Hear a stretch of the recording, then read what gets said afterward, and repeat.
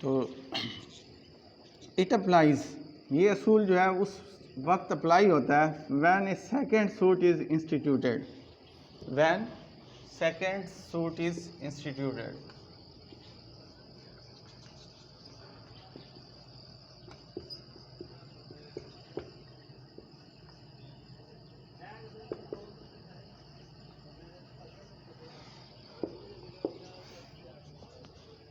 ये उस वक्त अप्लाई होता है जब एक केस ऑलरेडी चल रहा हो और उसके बाद एक दूसरा सूट आ जाए, तो उसके ऊपर वो प्रिंसिपल सबसे पहली जो चीज़ देखनी है हमारे सिविल जज साहब ने, वो यही देखनी है कि इसके ऊपर कोई ये प्रिंसिपल तो नहीं लागू होता कॉमन लॉ का कि ऑलरेडी एक सूट चल रहा है और उसके बाद उन्होंने एक दूसरा सूट कर दिया उसी पार्टी ने। तो इसमें उसने क्या देखना है, सबसे पहले उसने यही देखना होता है कि सूट किस नेचर का है और उन्हीं पार्टीज़ के दरमियान है और सेम टाइटल में है।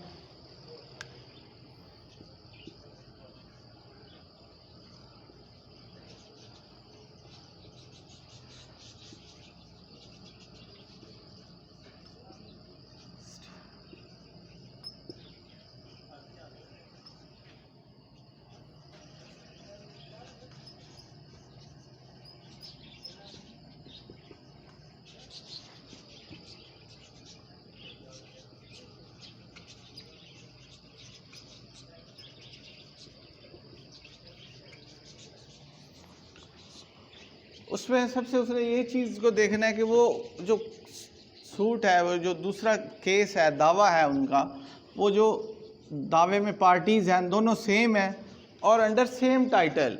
उनका जो वो उसमें जो दावा है उसमें जो उनकी क्लेम है, उनका राइट्स जो है वही से वो भी सेम है। उसी टाइटल के ऊपर एक केस पहले भी चल रहा है और एक उन्होंने दूसरा भी शुरू कर दिया है। तो इस प्रिंसिपल को उन्होंने सबसे पहले जो है इंट्रोड्यूस करवाना होता है कि ये जी इस प्रिंसिपल के तहत आपका जो है ये दावा स्टे होगा, उसका फ़ैसला होगा, उसके बाद हम इसको देखेंगे।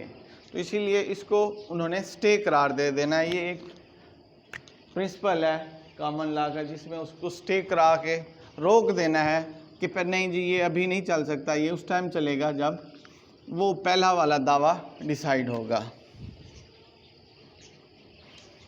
तो इसकी रेलिवेंट प्रोविजंस हैं सेक्शन 10। तो इसमें when a principle of res sub judice applies proceedings of a subsequent suit shall be stayed. तो इसमें कोर्ट जो है बाद जो भी प्रोसीडिंग्स होगी उसकी दूसरे दावे की, उसको जो है स्टे कर देती है कि नहीं जी आप अभी रुक जाएं, हमें पहले एक फ़ैसला करने दें। तो इसको हम रेस सब जुडिस कहते हैं। ये एक मोस्ट इम्पॉर्टेंट टॉपिक है सिविल प्रोसीजर का और मोस्टली हर एग्ज़ाम में इसको डिस्कस किया जाता है।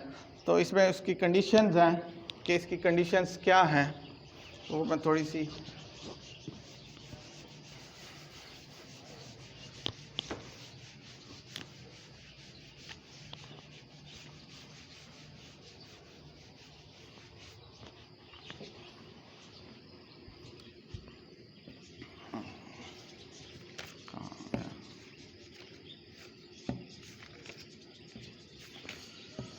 तो कंडीशंस हैं for the applicability of section 10।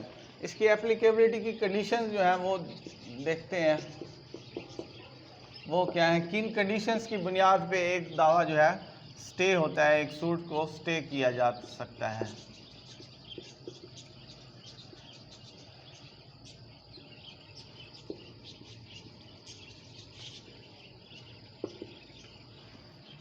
Condition under which suit stay, तो वो कौन सी कंडीशंस हैं? तो उसमें है सेम मैटर इन इशू। अगर वो मैटर बिल्कुल सेम ही है, उस पहले जैसा ही है, तो इस सबसे पहली कंडीशन उन्होंने देखनी है कि same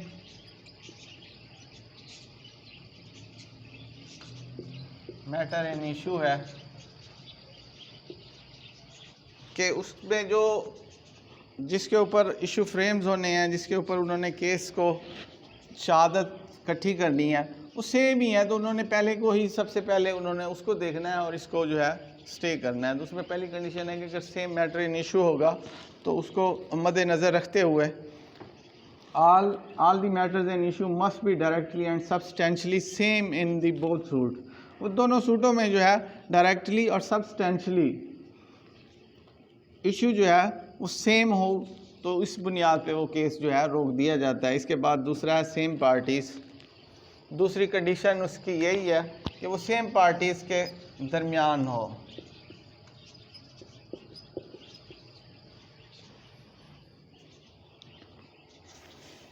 both the suits must be between the same parties. अगर वो सूट जो है जिसमें मैटर इन इशू भी सेम है और पार्टीज़ भी सेम ही हैं, उन दोनों के दरमियान पहले वाला जो केस है वो भी उन दोनों के दरमियान है और दूसरा जो उन्होंने नया शुरू किया है वो भी उनमें सेम पार्टीज़ हैं, तो इस लिहाज से इसको भी देखा जाएगा। ये भी उसकी कंडीशन में आता है कि ये कंडीशन फुलफ़िल होगी तो रेस्ट ऑफ जुडिस का प्रिंसिपल जो है वो लागू होगा। तो इसके बाद सेम टाइटल है, the parties must be contested in both suits under the same title. तीसरे नंबर पे जो इसकी कंडीशन है वो है सेम टाइटल।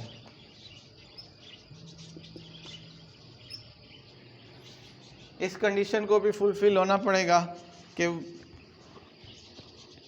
सेम टाइटल पे वही दूसरा सूट जो है वो दायर किया गया है, तो इसीलिए उस सूट को, उस दावे को उन्होंने रोक देना है।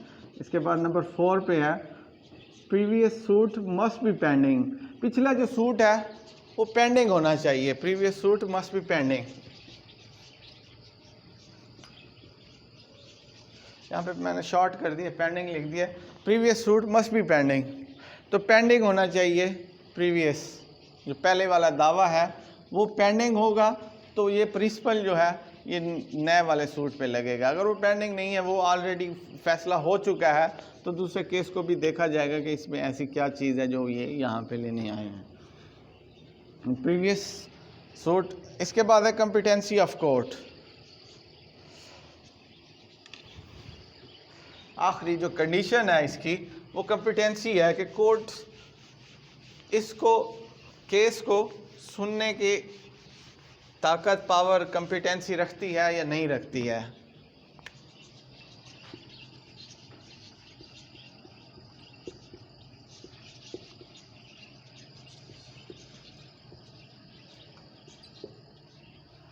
कॉम्पिटेंसी से यहाँ पे मुराद है इख्तियार, कि कोर्ट को इख्तियार हासिल है या नहीं है कि वो इस केस को सुन सकती है, दोनों केसों को सुन सकती है या नहीं है, सुन सकती है। सेक्शन 10 अप्लाई होता है, applies only when a previous suit is pending in the same court or any other court in or outside Pakistan establish or continued by the central government or in the Supreme Court और is competent to try the suit. यहाँ पे ये इसी चीज़ को underline करना है कि सिर्फ कॉम्पिटेंट टू ट्राई सूट, कि वो कोर्ट जो है कॉम्पिटेंट हो के उस सूट को ट्राई कर सके। कई केसेस हमारे ऐसे होते हैं जिनमें कोर्ट कह देती है कि इसका इख्तियार मेरे पास नहीं है, मैं इसमें कॉम्पिटेंट नहीं हूँ, ये आपका जो केस है ये सर्विस मैटर में जाएगा या किसी और कोर्ट में जाएगा, लेबर कोर्ट में जाएगा या बैंकिंग कोर्ट में जाएगा, तो यहाँ पे नहीं होगा, तो वो उसकी इनकम्पिटेंसी होगी कि नहीं जी हमारे पास इस केस का इख्तियार, दायरा इख्तियार नहीं है। तो उसमें कॉम्पिटेंसी भी देखनी पड़ेगी कि अदालत के पास उसकी कॉम्पिटेंसी है या नहीं है। अगर कॉम्पिटेंसी है दोनों केसेस में तो उसको उसमें से एक को स्टे कर देगी। तो ये 5 कंडीशंस हैं इसकी। तो ये एक छोटा सा टॉपिक था जिसको हमने आज थोड़ा पढ़ लिया है। चलें, शुक्रिया। हाँ, छोटा सा